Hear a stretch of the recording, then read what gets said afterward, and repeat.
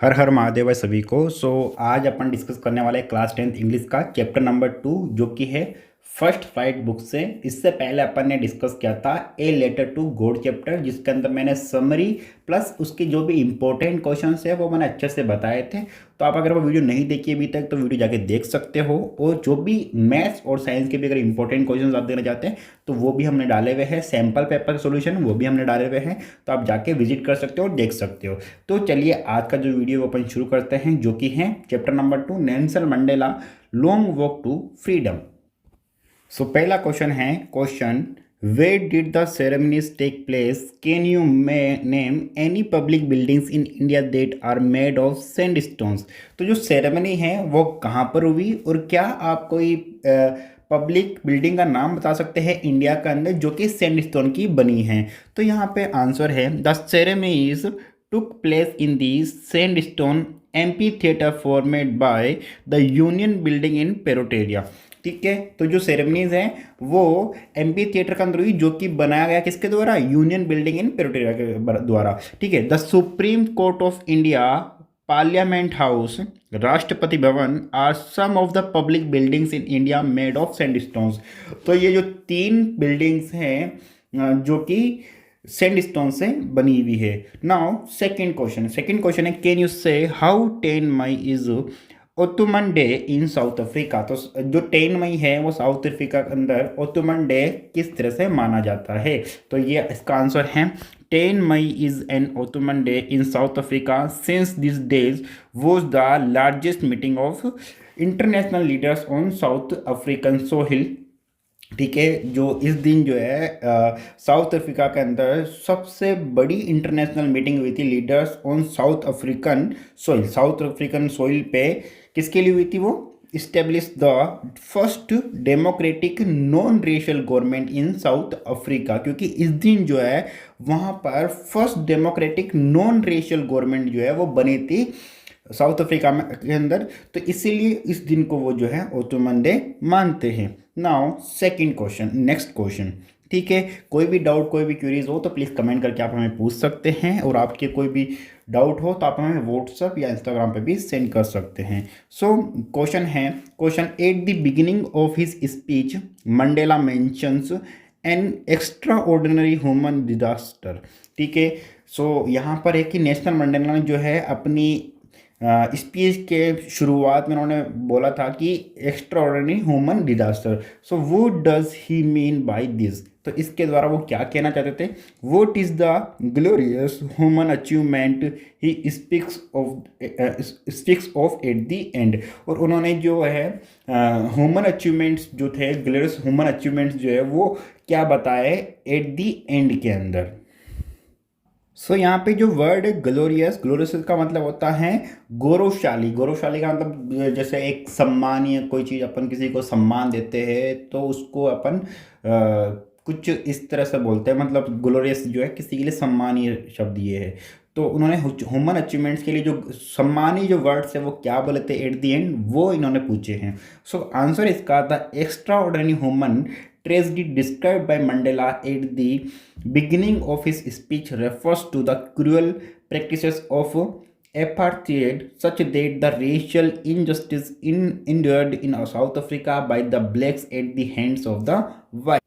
तो जो शुरुआत में उन्होंने जो वर्ड मेंशन किया था एक्स्ट्रा ऑर्डिनरी ह्यूमन डिजास्टर, तो वो था उन लोगों के लिए, क्योंकि आपको पता है वहाँ पे जो ब्लैक लोग थे, ब्लैक पीपल्स थे, उन लोगों के प्रति जो है भेदभाव हुआ करता था।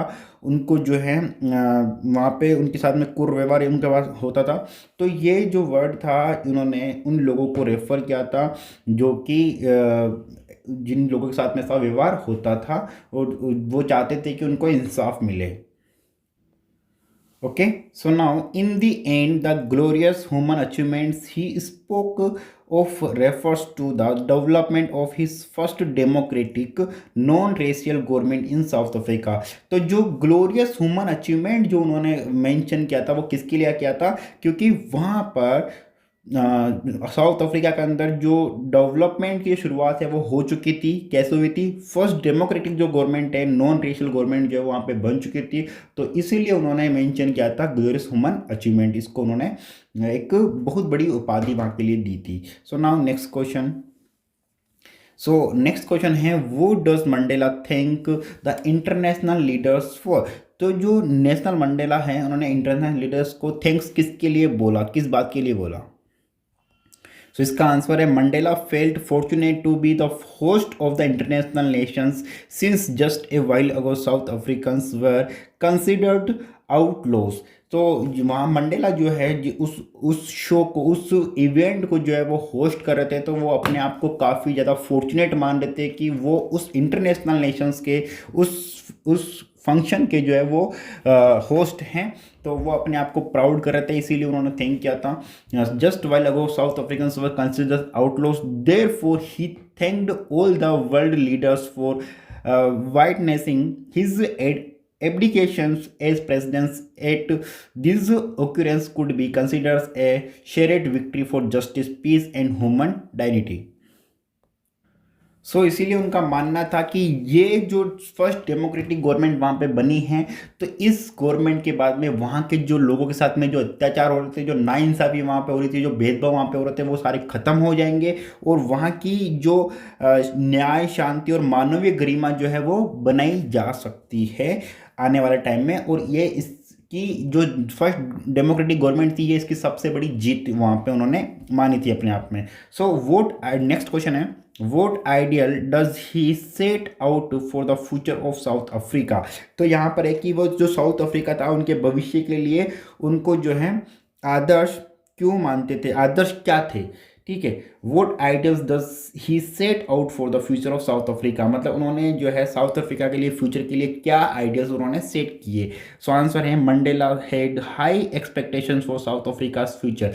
उनको जो है, मंडेला को जो है साउथ अफ्रीका के फ्यूचर के लिए जो है हाई एक्सपेक्टेशंस थी। He vowed to rid all South Africans of the enduring slavery of poverty, deprivations, misery, gender and other discriminations. He also underlined that South Africa's magnified land should never again suffer racial discrimination.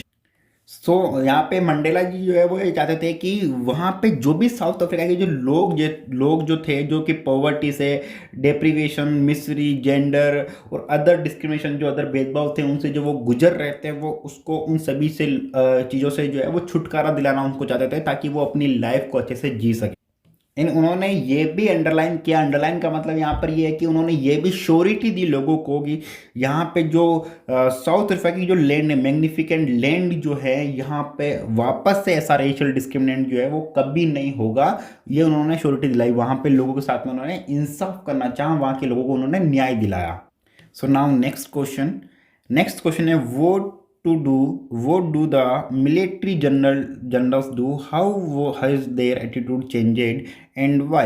तो जो military general थे उन्होंने क्या किया and उनका जो attitude था वो क्यों चेंज हुआ, कैसे चेंज हुआ और क्यों चेंज हुआ? ठीक है, कैसे और क्यों चेंज हुआ?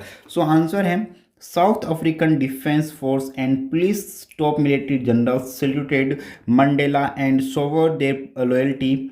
When the military officers welcomed Mandela, he was not obvious that a few years ago they would not have saluted him but arrested him. तो वहाँ के जो लोग थे, जो डिफेंस थी, वहाँ की जो पुलिस फोर्स थी, जो भी मिलिट्री जनरल्स थे, उन्होंने मंडेला जी को जो है सैल्यूट किया। ठीक है, उनकी जो लॉयल्टी थी उसके लिए। और उन्होंने जो है स्वर का मतलब होता है कि मतलब शपथ लेना। ठीक है, स्वर का मतलब था शपथ। तो उन्होंने मतलब जो भी पुलिसकर्मी, जो भी फोर्स थी वहाँ की, उन्होंने शपथ ली लॉयल्टी की। When the military officers welcome Mandela, ठीक है, जब जो मिलिट्री ऑफिसर्स थे उन्होंने मंडेला जी का वेलकम किया। He was not obvious that a few years ago they would not have saluted him but arrested him. तो वो ये कभी नहीं उनको जो है भूल सकते वो इस चीज़ को कि उन्होंने कुछ साल पहले मंडेला जी को सल्यूट नहीं किया बल्कि उनको अरेस्ट किया। Now next question, why were two nations anthem संग? तो यहाँ पर ये है कि जो टू नेशनल एंथम्स है वो क्यों गाए गए? सो इसका आंसर है two national anthems were sung on the day of the inauguration, one by the whites and another by the blacks। तो यहाँ पर जो नेशनल एंथम से इनोग्रेशन के दिन पे दो नेशनल एंथम गाए गए थे। एक जो वाइट लोग थे उनके द्वारा गाया गया था और एक जो था वो ब्लैक लोगों के द्वारा गाया गया था। This symbolised blacks and whites becoming equal. तो ये जो है सिंबलाइज है किसका, कि ब्लैक और वाइट लोग जो है वो इक्वल है। सो आगे से अगर आपको एक क्वेश्चन पूछा जाए कि नेशनल एंथम, दो नेशनल एंथम क्यों गाया गया है, तो इसका ये आंसर होगा कि एक जो है वो ब्लैक लोगों के लिए गाया गया था और एक जो है वो वाइट लोगों के लिए गाया था क्योंकि ये बताना चाहते थे इसके द्वारा कि जो वाइट लोग और जो ब्लैक लोग हैं वो इक्वल है। सो नेक्स्ट क्वेश्चन है, how does Mandela describe the system of government in his country in the first decade and in the final decade of the 20th century. तो जो मंडेला जी जो हैं उन्होंने जो वहाँ की जो गवर्नमेंट का जो सिस्टम था उन्होंने कैसे डिस्क्राइब किया उनकी फर्स्ट डिकेड में और उनकी फाइनल डिकेड के अंदर जो कि 20th सेंचुरी के अंदर हुई। तो इसका आंसर है, in the first decade of the 20th century the white skinned peoples of South Africa patched up their differences and developed a regime of ethnic dominance, the dark-skinned inhabitants of their own territory, thus providing the basis for one of the harshest and most inhuman societies ever known to the world। तो उन्होंने अपने first decade के अंदर ये बताया था कि जो वाइट स्किन जो पीपल थे साउथ अफ्रीका के, उन्होंने जो डार्क स्किन के जो पीपल्स थे उनके लिए उन्होंने डिफरेंसेस क्रिएट किए। वहाँ की जो डेवलपमेंट थी उसमें उन्होंने डोमिनेट उन्होंने किया, ठीक है, डार्क स्किन वालों के खिलाफ। एंड उनकी जो टेरिटरीज थी, उनकी जो बेसिस उनकी जो चीज़ें थी उनको उन्होंने हरेश किया।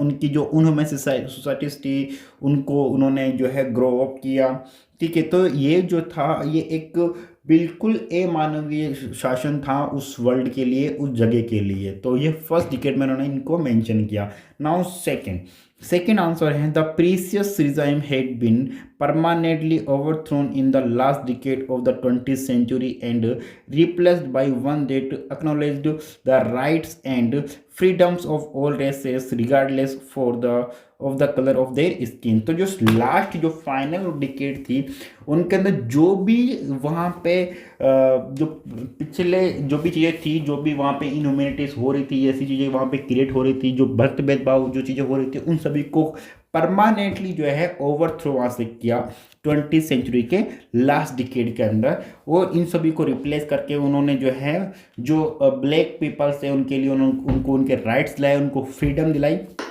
इन जो सभी कलर के जो पीपल्स थे उनको जो है बराबर का उन्होंने दर्जा दिया। नाउ नेक्स्ट क्वेश्चन है, what does courage mean to Mandela. So question ये है कि जो मंडेला जी जो थे उनके लिए करेज का जो मीनिंग था वो क्या था। सो आंसर है, Mandela discovered the bravery was not the absence of terror but the victory over. तो उन्होंने यहाँ पे ये कहा कि मंडेला जी ने डिस्कवर किया, मतलब उन्होंने जो है ये उन्होंने ऑब्जर्व किया कि जो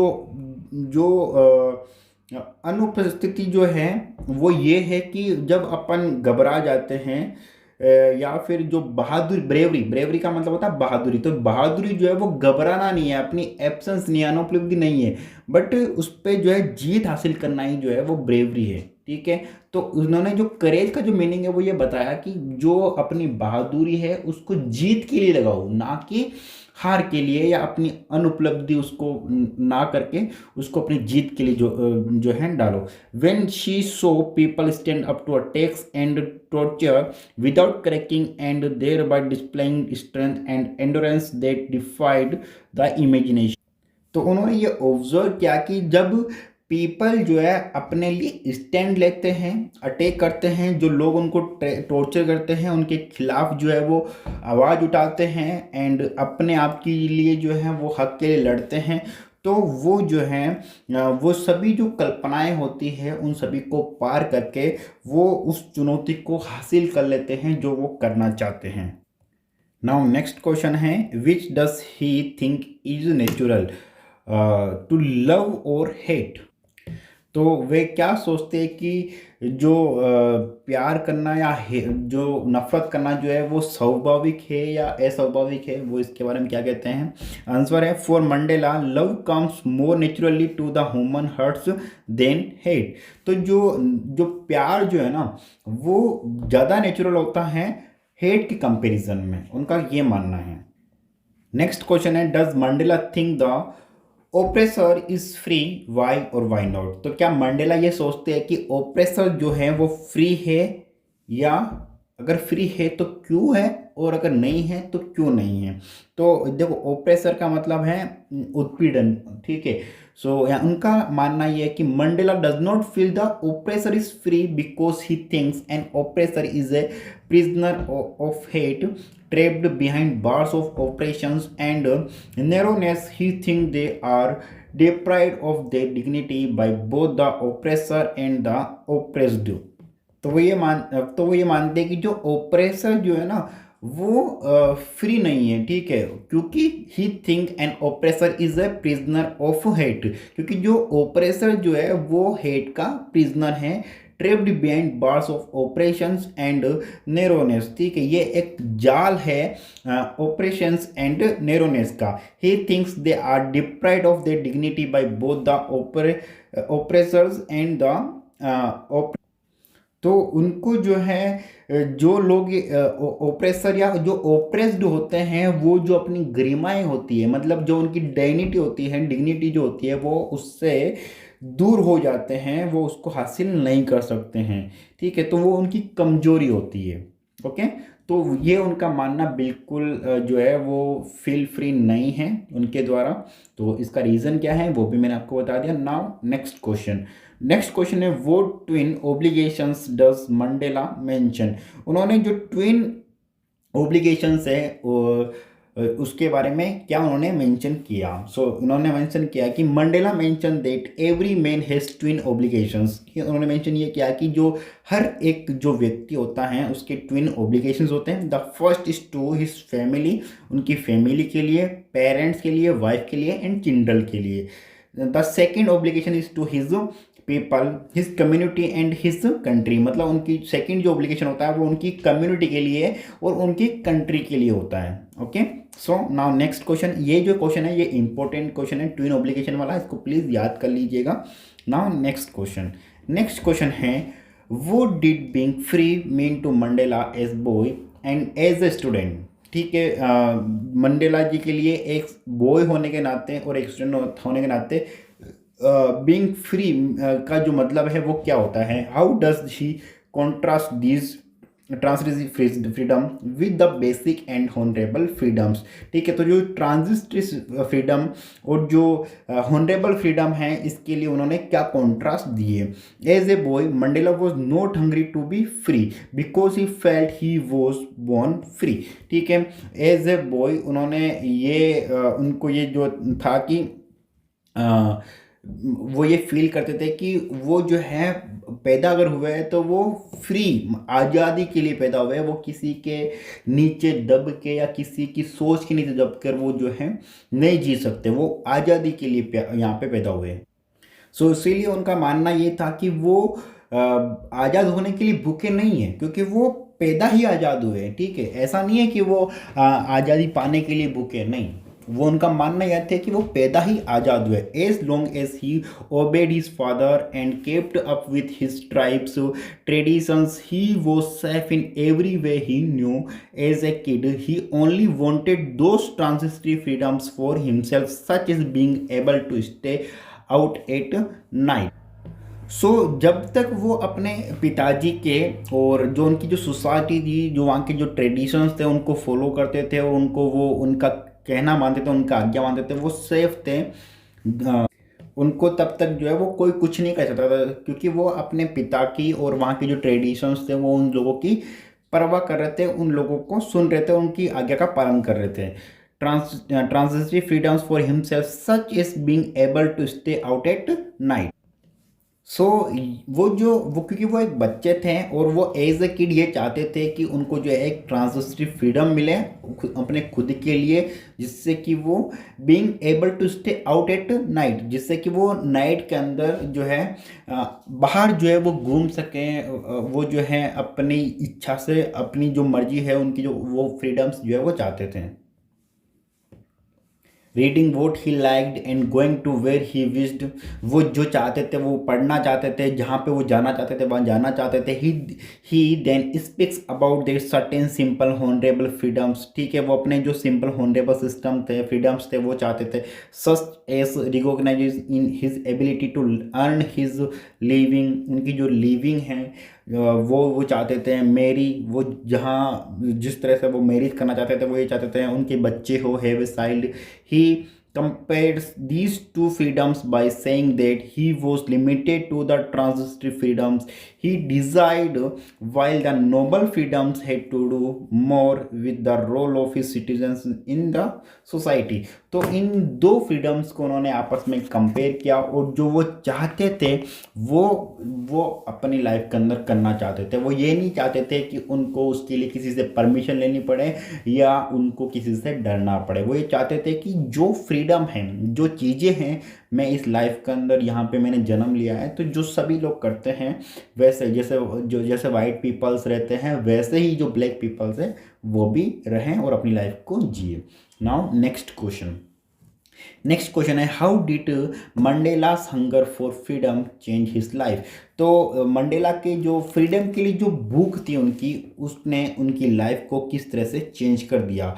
सो आंसर है इसका, ठीक है, उनकी जो भूख थी फ्रीडम को लेके उसको उनकी लाइफ को कैसे चेंज किया। सो आंसर है इन हिज यूथ, जो यूथ के अंदर जो उनका यूथ था उसके अंदर Mandela realize that it was not only his independence, ठीक है, ये सिर्फ उनकी खुद की आज़ादी नहीं थी, ठीक है, उन्होंने ये रियलाइज किया that was being curtailed but the emancipations for all blacks, ये जो आज़ादी थी वो पूरी जो सोसाइटी थी उनकी, जो भी ब्लैक लोग थे उन सभी के लिए थी।